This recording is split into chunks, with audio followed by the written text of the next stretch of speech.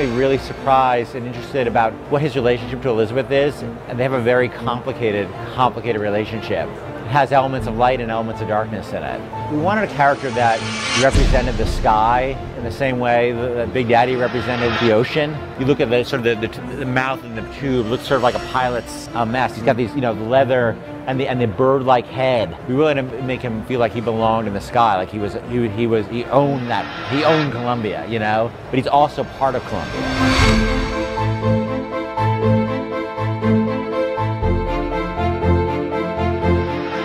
There's so much speculation. There's like a meta conversation going on about what Irrational is doing. And I really want to play with people's expectations a little bit. And I wanted sort of people to see and be like, oh yeah, okay, they're doing this, I get it, that's what I expected, and then surprise people.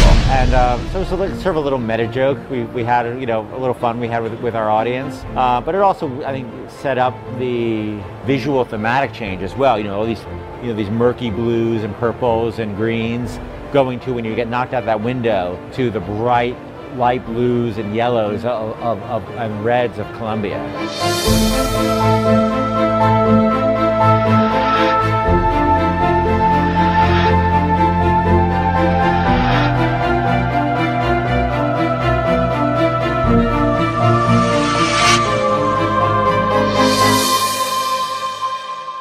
We're really focused on building a relationship that is earned. People being thrown into a crucible is one of those things together. People sacrificing for each other. Those are the things that I think start building relationships very quickly between people. And honestly, Liz and Booker are going to go through a really shitty time together. More importantly, in the same way that in BioShock 1, I didn't want to have Atlas betray the character as much as I wanted to betray the gamer. In the same way, it's really important to me that not just Booker builds a relationship with Elizabeth, but the player builds a relationship with Elizabeth. How do you make a core game that removes layers of interface? You know, Killzone just has the gun. We have the other hand too. You know, using your powers with the other hand. But it has to feel really good and it has to feel really awesome. But I think the Killzone guys did a really amazing thing with that, because all of a sudden it's like, wow, that works. That's cool. And it feels, and it adds something to the experience, which is most important. It's not just checking a box. It seems to have all the benefits of something like an iPad. Like, it has a touch screen, has a back screen, but it has a dual analog stick. You can play a shooter on a handheld, a real shooter. Seriously, that's a hole in my soul right now. I have no portable device to really play a shooter on. It doesn't really work great on the DS. It doesn't really work great on the iPhone and the iPad. Now I can have something to play shooters on, and that's really important to me. For me as a hardcore gamer, the fact that I can get a shooter on a portable is awesome. To some degree, we have something to demonstrate to the PlayStation audience that we love the platform. You know, I've got 3 of them in my house, that we care about this platform a lot, and we do, and we intend to do that. When you think about BioShock Infinite's characters, in BioShock 1, I think the biggest character in the world was actually the world of Rapture. And I think with Infinite, we're continuing that tradition as well, that there's a lot of narrative told in the world, and, you know, very much probably on the same scale as there was with BioShock 1. But we also saw an opportunity to bring the dynamic element of storytelling to the characters. And our challenge is, of course, is that we don't have a very presentational medium. I mean, you think about storytelling in a lot of games, you're thinking about going to a cutscene or being locked into place, and that's not something we really like to do. And so we created this character and named, well, 2 characters, Booker and Elizabeth. You know, one who's a character you inhabit, and the other one is a character that, you know, the AI inhabits. Back there at the shop, what you asked me to do. Let's not discuss it. No, what did that thing do to you? If he were to take me back, that's death, Mr. DeWitt. Or something so like it, I cannot tell the difference. Booker is, I think you're going to see him be multi-dimensional throughout the game. Starts off very, very simple, and if you know history at all, he's a former Pinkerton agent, which those were bad guys. Bad guys feared the Pinkertons. And the fact that he was kicked out of the Pinkerton agency should kind of give you a little bit of insight into what kind of guy he is. He's seen a lot. He's done a lot. He's got a lot to make penance for. And when he's presented this opportunity, which at first is just a job to him, of getting Elizabeth out of her gilded cage and taking her from point A to point B, That's where I think his journey starts, not just in a literal sense, but more of a metaphorical sense as well.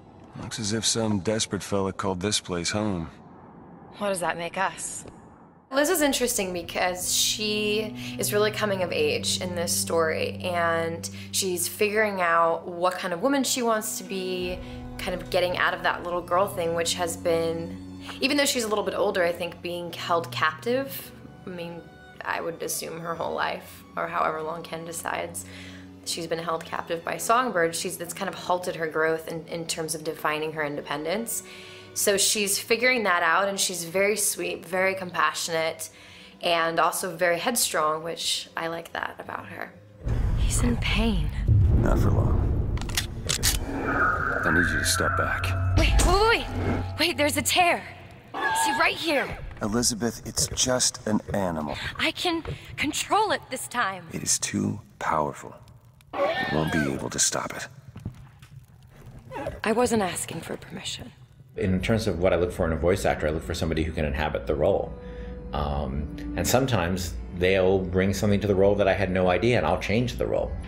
With both of them, I think I saw people who sort of inhabited the basics of what I saw in the character, but they were also very good at taking direction. They're very good at responding to feedback, and that's what I mean more. That it's less direction and more feedback, because a lot of times I don't even know what I want, and I'm just sort of saying, let's try in this area, and they're very open to that, and they're really generous in the process, and that's been incredibly helpful.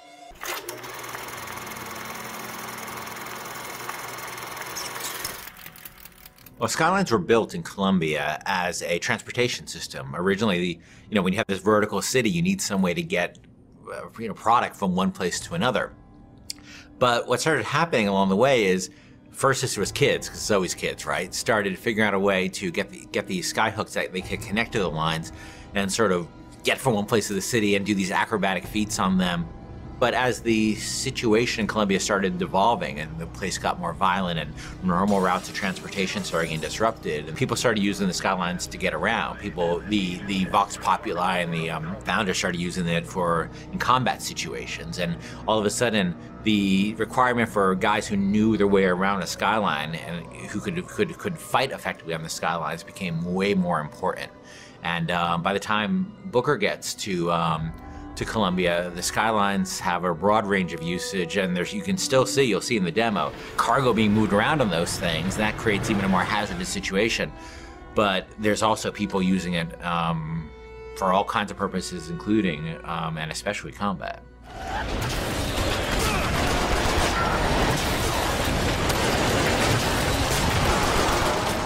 One of my big frustrations in working on BioShock 1 is we had the ocean, but it was really just a piece of art. We never really dealt with, what it was like to fight at the bottom of the ocean in any meaningful way. And in Infinite, we wanted you to be in the sky. We wanted the visuals, obviously, of that, which I think are really great. But we also wanted vertical combat.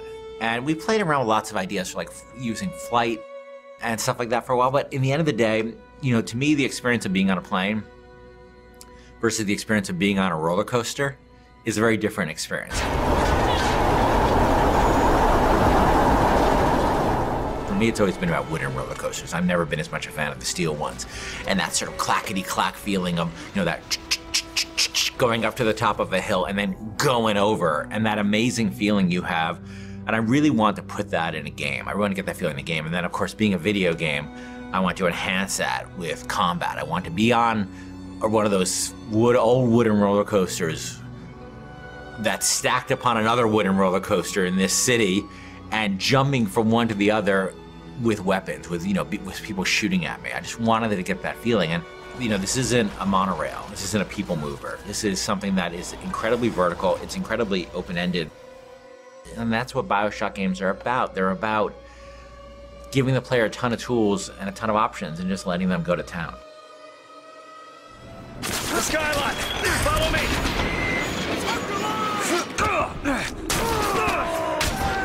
To tell you the truth, it took a long time to get it right, but I think we're really at the stage now where it feels just great. And it looks awesome, and it feels awesome. And it's one of our biggest challenges on Infinite, and I think we're really getting there.